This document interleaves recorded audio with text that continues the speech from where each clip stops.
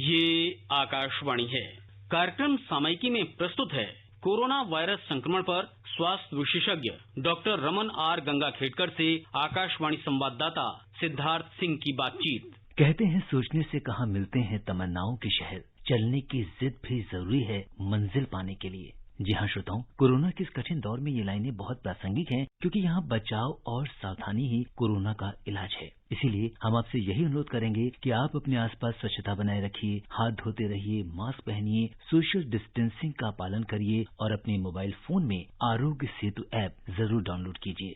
Doctor Raman, सबसे पहले आपसे देश में कोरोना महामारी की ताजा स्थिति के बारे में बात करेंगे। अगर इस समय कोरोना संक्रमण से ठीक हुए लोगों की संख्या लगातार बढ़ रही है और अब ये 55.49% हो गई है। डॉक्टर रमन, इन आंकड़ों को आप किस तरह देखते हैं? ये आंकड़े जो हैं ये एक ही बता रहे हैं कि दिन ब दिन ज्यादा लोगों को बीमारी लग रही है, इसका संक्रमण हो रहा है और इस बीमारी की वजह से मौत होने का चांस उतना ही कम है। और अगर मौत नहीं होती है तो इसका मायना जो डिस्चार्ज हो रहे हैं उनकी भी संख्या उतनी ही बढ़ते जा रही है, इसलिए रिकवरी रेट भी बढ़ते ही जा रहा है। लेकिन हमने एक ही समझना है कि ये संख्या, संक्रमित लोगों की संख्या जब बढ़ रही है उसको अगर हमको कम करना है तो हम सबको अपने आप को और अपने परिवार को सुरक्षित रखने की कोशिश करना है, तो जिसकी वजह से ये संख्या भी नहीं बढ़ेगी और कोरोना से संक्रमित होने वाले लोगों को जो भी तकलीफ बाद में हो सकती है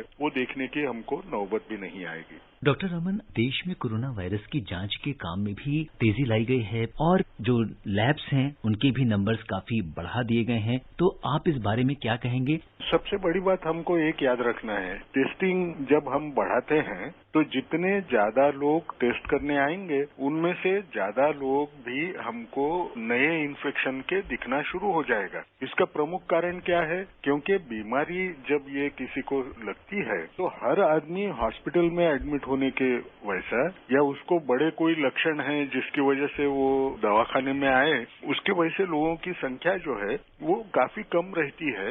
उसकी वजह से जो एसिम्प्टोमेटिक है उनकी भी जांच, और एसिम्प्टोमेटिक में एक किस्म होता है जिसमें लक्षण तीव्र नहीं होते हैं लेकिन साधारण से लक्षण रहते हैं, जिसको आम आदमी ऐसे समझे कि ये कोई बड़ा लक्षण नहीं है। जैसे मुझे सर दर्द हो रहा है और मैं उसको अगर टेस्ट करूं वो पॉजिटिव अगर आया, वो कंटेनमेंट जोन में रहने वाला आदमी है, तो उनको जब टेस्ट करेंगे वो पॉजिटिव आएगा, तो ऐसे लोगों की संख्या हमको ज्यादा बढ़ती हुई नजर आएगी। लेकिन ये जो संख्या बढ़ रही है ये टेस्टिंग का एक्सेस बढ़ा है, इसकी वजह से भी बढ़ रही है। क्या ये बीमारी के जो मरीज है उनकी संख्या सही में बढ़ रही होगी? तो हमने उसका अच्छा फायदा लेना है कि हमने अपने आप को समझाना है कि मुझे जो भी प्रिकॉशंस के बारे में बोला गया है उसको मैंने सख्ती से पालन करना, ये हमारे लिए अच्छा रहेगा, तो ये संख्या बढ़ने में भी हम उसको नियंत्रण में लाने में कामयाब हो पाए। और डॉक्टर रमन, जैसे कि स्वास्थ्य मंत्रालय ने कुछ दिनों पहले भी एक एडवाइजरी जारी की थी कि टेस्टिंग को लेके लोग बहुत सामने नहीं आ रहे हैं, जिन लोगों को शुरुआती लक्षण अगर आ रहे हैं तो वो अभी वो साहस नहीं कर पा रहे हैं कि हम इसको जाकर टेस्ट कराएं और इसका प्रॉपर इलाज लें। ऐसे लोगों से आप क्या कहना चाहेंगे? सबसे बड़ी बात हमको एक समझना है कि एक बीमारी के बारे में जब हम सोचते हैं तो सबसे पहला डर क्या होता है हर इंसान को? लक्षण आया तो क्या मेरी ये बीमारी से मौत होगी? क्योंकि हम बार बार टीवी पे जब देखते हैं तो उसमें संख्या दिखेगी और इतने लोगों की मौत हुई, इतने लोगों को हॉस्पिटल में भर्ती करते वक्त तकलीफ हो रही है, हॉस्पिटल पूरे भरे गए वाले हैं। कुछ लोग ये सोचते हैं कि हॉस्पिटल में अगर भर्ती करें तो मेरे जो नजदीक के रिश्तेदार हैं वो भी मुझे मिलने नहीं आएंगे। तो हर एक के मन में अलग अलग किस्म का डर पैदा होगा और जब डर पैदा होता है तो कुछ लोग ऐसा सोचेंगे कि अब जो भी होना है घर में बैठ के भी हुआ तो भी हो जाए, मौत भी आए तो भी चलेगी, लेकिन मैंने जाके टेस्ट करना उसके लिए मेरी हिम्मत नहीं हो रही है। सच्चाई क्या है? हर इंसान ने एक समझना बहुत जरूरी है कि ये समझो मैंने चेक किया और मेरी टेस्ट पॉजिटिव भी आई, तो इसकी वजह से मौत होने का डर वो 1% से कम यानी 0.08% के नजदीक है, तो मैंने इसको इतना डरना ये मेरे लिए जरूरी नहीं है। लेकिन जब 90% चांस ये बीमारियां रहते हुए भी बचने का अगर है तो टेस्ट करने को जाना चाहिए।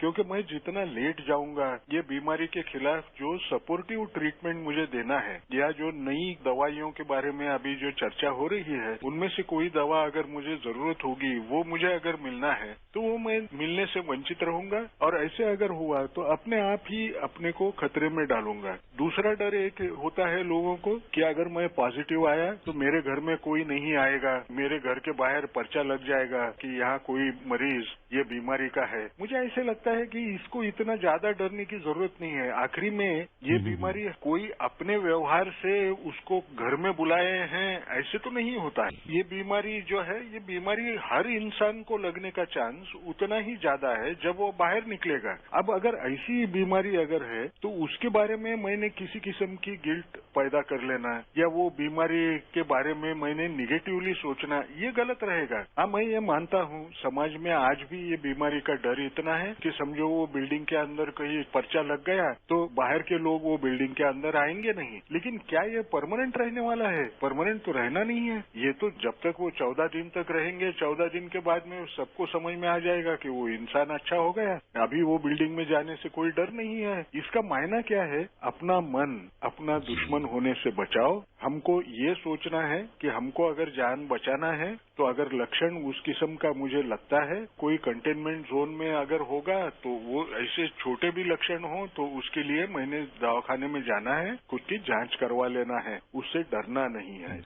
डॉक्टर रमन, शोध में, और आप एक वैज्ञानिक हैं, बहुत लंबा अनुभव रहा है और देश में हम अगर ये कहें कि विज्ञान को एक दिशा देने में आपका महत्वपूर्ण योगदान है। आपसे दो चीजें जानना चाहेंगे। Drug controller general of India ने दो दवाएं, एक तो फाइटोफार्मास्यूटिकल है और दूसरी है फेविपिराविर, और इस समय व्हाट्सएप पे हम देख रहे हैं फेविपिराविर को लेके कुछ फार्मा कंपनीज ने इसको बनाया भी है और उसके बारे में बहुत चर्चा चल रही कि ये एंटीवायरल ड्रग जो है ये कोरोना के केस में बहुत उपयोगी है। इसके बारे में आप क्या हमारे श्रोताओं को बताना चाहेंगे? फेविपिराविर हमारे देश में दो कंपनियां बनाने की कोशिश कर रहे हैं। एक कंपनी ने वो क्लिनिकल ट्रायल को भी लिया, जिसको ट्रायल के रिजल्ट्स को उन्होंने जो भी ड्रग कंट्रोलर जनरल के सामने प्रेजेंट किया होगा, उनको ऐसे लगा कि इसका शायद थोड़ा असर होता होगा। जो पूरे विदेश में भी जो भी सबूत थे उसको देख के उन्होंने इमरजेंसी यूज ऑथराइजेशन यानी वो डॉक्टर के ऊपर निर्भर रहेगा।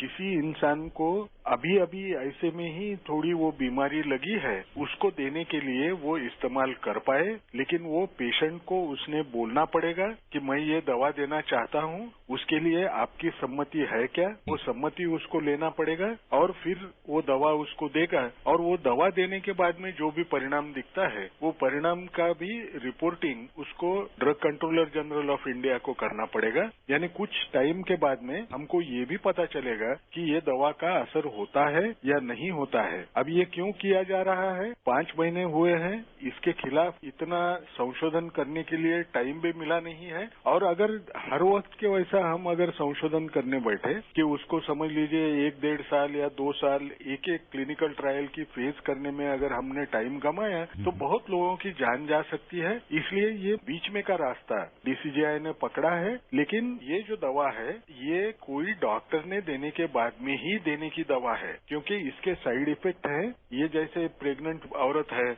उसको अगर मैंने ये दवा दी तो उसको होने वाले बच्चों को कुछ तकलीफ दिखने का चांस उतना ही रहता है। इसलिए ये जो दवा है ये आम आदमी ने जाके कोई स्टोर से खरीद के अपने मन से लेने वाली दवा नहीं है। ये डॉक्टर ने बोलना है, डॉक्टर के निगरानी में ये दवा दी जाएगी। दवा निकलना अच्छा है, लेकिन हर इंसान ने ये दवा का इस्तेमाल करना, उस लेवल का जो एविडेंस है वो अभी तक अवेलेबल नहीं है। उसको जो भर्ती होगा उसको ही ये दवा लेने का चांस हम दे पाएंगे। हम ऐसे आशा करना चाहिए, लेकिन हमको उसके ऊपर ज्यादा सबूत जमा करना पड़ेगा और उसके बाद में ही ये रिकमेंडेशन करके आएगा। और इमरजेंसी यूज के लिए परमिशन सिर्फ जो मिली है वो बदल के रिकमेंडेशन हो जाएगी।